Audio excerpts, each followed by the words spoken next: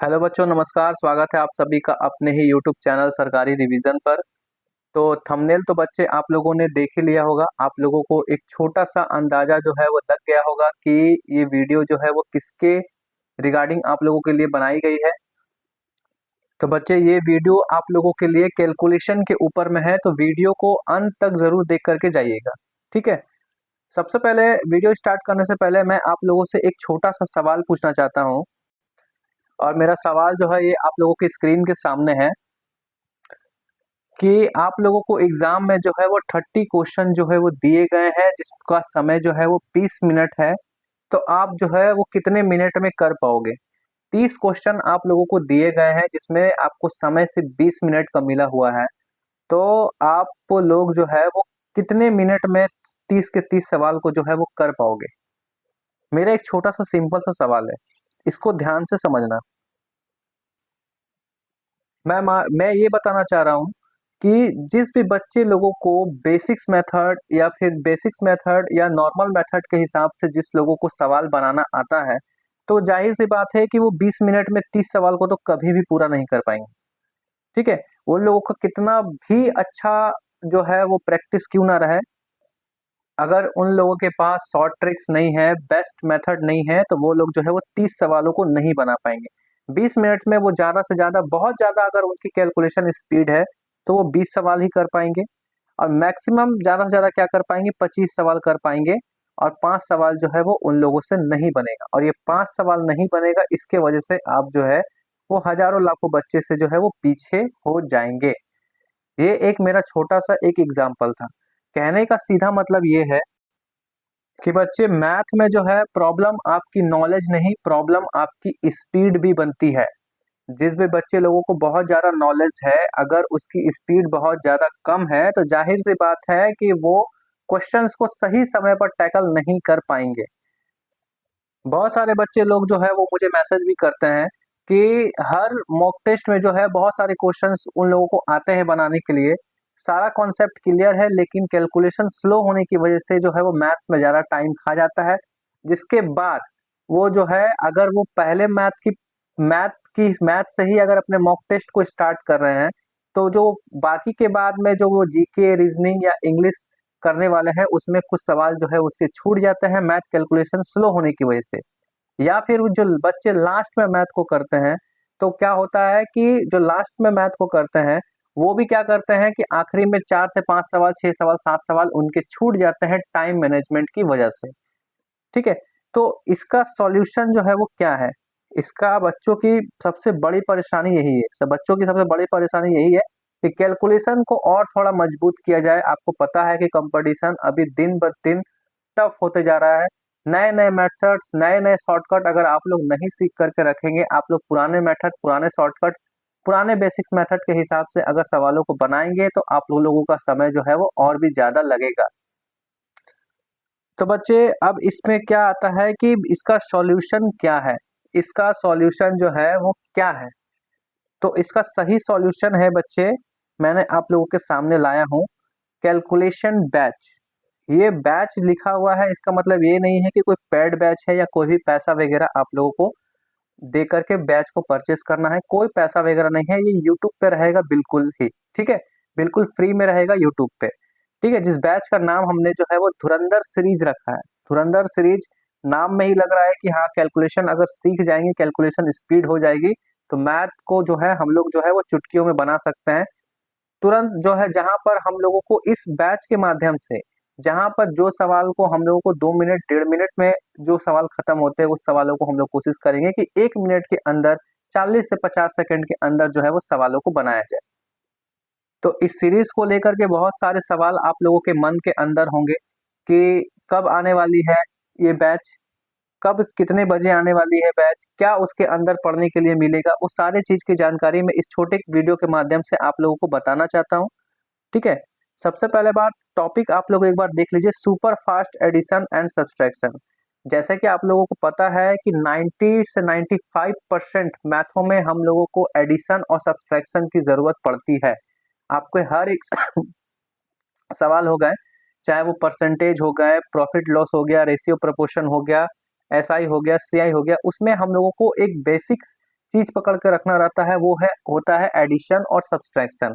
अगर मैं आपसे पूछूं कि 9 + 6 कितना होता है, बहुत सारे बच्चे लोग बता पा देंगे क्योंकि वो सिंपल आप लोगों का एडिशन है। 9 + 6 क्या होता है, 15 होता है। लेकिन अगर मैं आप लोगों से पूछूं कि 2 3 6 + 4 5 2 कितना होता है, तो आप लोगों को इसे बताने में कम से कम 10 से 15 मिनट का सेकंड जो है वो खा जाएगा।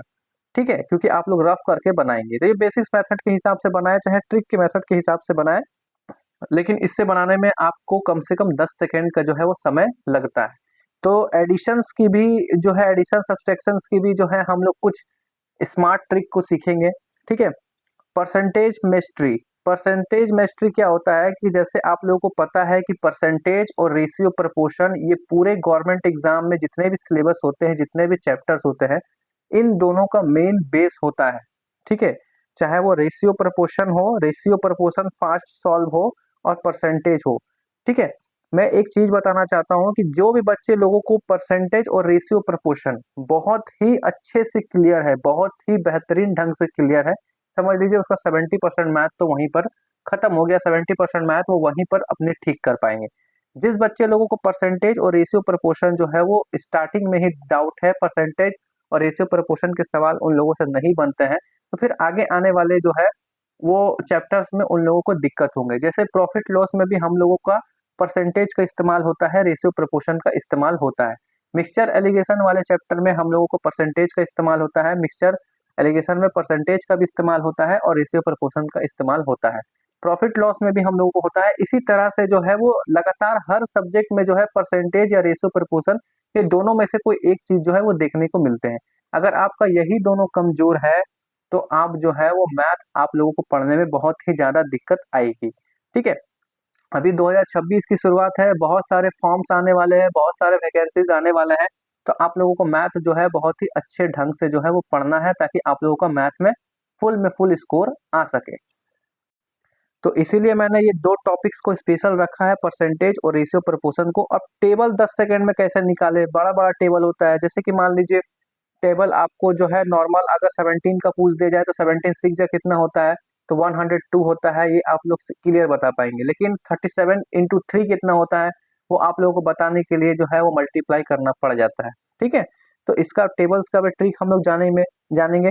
एग्जाम ओरिएंटेड शॉर्टकट्स, एग्जाम के रिलेटेड कुछ ऐसे सवाल होते हैं जो हर एग्जाम में आते हैं, हर सवाल में जो है वो यूज हो सकते हैं, उसके लिए हम लोग शॉर्टकट देखेंगे।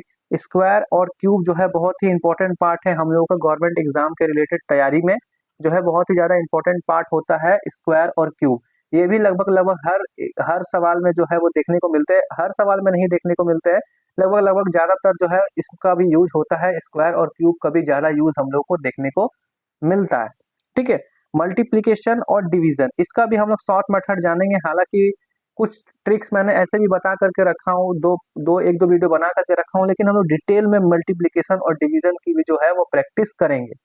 अब आखिरी में आप लोगों को जो है ये दो रेड कलर का जो है टॉपिक दिख रहा होगा। ठीक है। पहला टॉपिक है exam related shortcut trick chapter wise. तो ये चीज क्या है, ये आप लोगों के गवर्नमेंट एग्जाम्स के में जितने भी चैप्टर आते हैं उसके रिलेटेड कुछ इंपॉर्टेंट जो है वो ट्रिक्स आप लोगों को पहले में ही करा दूंगा, ताकि आप लोगों को जो है वो अपने बैच को पढ़ेंगे तो आप लोग वहां पर क्वेश्चंस को लगा पाएंगे। मतलब सिंपल भाषा में ये बोला जा रहा है कि आप लोगों को चैप्टर वाइज, जैसे प्रॉफिट लॉस में जैसे कुछ ऐसे इंपॉर्टेंट शॉर्टकट्स होते हैं जो आप लोगों को पहले से पता होना चाहिए, ताकि आप लोगों को क्वेश्चन आप लोगों के सामने आए तो आप लोग वो शॉर्टकट का यूज करके जो है वो सवालों को बना सके। ठीक है।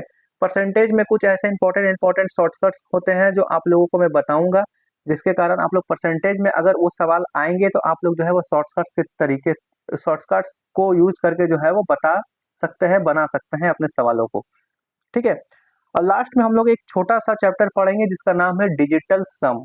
ये अभी आप लोगों को इस चैनल पर जो है कोई विशेष एग्जाम का जो है रिवीजन वगैरह नहीं चल रहा है, तो ये आप लोगों का सीरीज जो है वो कैलकुलेशन सीरीज जो है, धुरंधर सीरीज जिसका मैंने नाम दिया है कैलकुलेशन बैच का, वो थोड़ा सा लंबा चलेगा। आप लोगों को बहुत ही अच्छे से कैलकुलेशन जो है वो समझ में आएगा। ठीक है। और इसकी टाइम टेबल भी हम लोग जान लेते हैं। तो देखिए बच्चे, टाइम टेबल जानने से पहले आप लोगों को मैं पहले ही बता चुका हूं या नहीं बताया हूं तो फिर से बता दे रहा हूं एक बार, 1 अप्रैल से स्टार्ट होने वाला है ये। ये 1 अप्रैल से आप लोगों को स्टार्ट होने वाला है। आप लोगों को मंडे में सुबह 9 बजे वीडियो देखने को मिलेगी। मंगलवार को गैप रहेगा।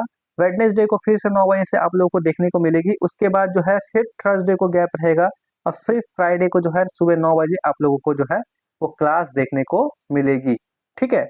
बीच में 1-1 दिन का गैप है, उसमें आप लोग अच्छे से प्रैक्टिस उसे कर के रखिएगा। और एक बात बता देता हूँ, ये कैलकुलेशन सीरीज ज़्यादा से ज़्यादा 1 महीने चल सकती है, 1.5 महीने चल सकती है। लेकिन 1.5 महीने के बाद जब ये सीरीज जो है वो खत्म हो जाएगी बच्चे, तो ऐसा नहीं है कि आप लोगों को जो है वो अपने कैलकुलेशन के ऊपर ध्यान नहीं देना है। अगर आप लोग इससे मेरे बताए हुए तरीकों को फॉलो नहीं करोगे और लगातार प्रैक्टिस नहीं करोगे, बैच खत्म होने के बाद भी प्रैक्टिस अगर नहीं करोगे, तो फिर मेरा पढ़ाने का कोई फ़ायदा नहीं होगा। आप लोग 1 महीना, 2 महीना, 4 महीने के बाद वो सारे शॉर्टकट्स तरीके को जो है वो भूल जाओगे और लास्ट में एग्जाम के टाइम आप लोग फिर से बेसिक्स मेथड के अनुसार जो है वो सवालों को बनाओगे।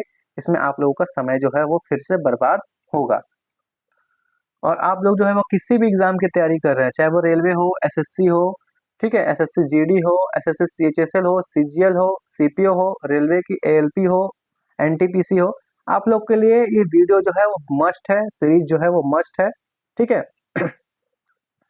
तो जो भी बच्चे लोग नए हैं इस वीडियो पर, नए बच्चे लोग जो वीडियो को देख रहे हैं, वो लोग सब्सक्राइब जरूर से कर लेना। ठीक है? नए बच्चे लोग जो है वो सब्सक्राइब जरूर से कर दीजिएगा। और भी भाई बहन आप लोग के अगर जो है वो सरकारी एग्जाम की तैयारी करते हैं, गवर्नमेंट एग्जाम की तैयारी करते हैं, तो उसे जरूर से जरूर शेयर कीजिएगा। ठीक है? इस सीरीज का नाम है धुरंधर सीरीज, मैंने रखा है। और जो है 1 अप्रैल से जो है ये स्टार्ट होने वाली है। अगर कोई भी बच्चे लोगों को कुछ भी डाउट है तो वो लोग कमेंट बॉक्स में पूछ सकते हैं। क्लास के दिन हम लोग मिलेंगे। अच्छा, एक बात और मैं बताना चाहता हूँ कि आप लोग जो है नीचे डिस्क्रिप्शन में लिंक दिया हुआ है टेलीग्राम चैनल का, आप लोग उसे भी ज्वाइन करके रखना।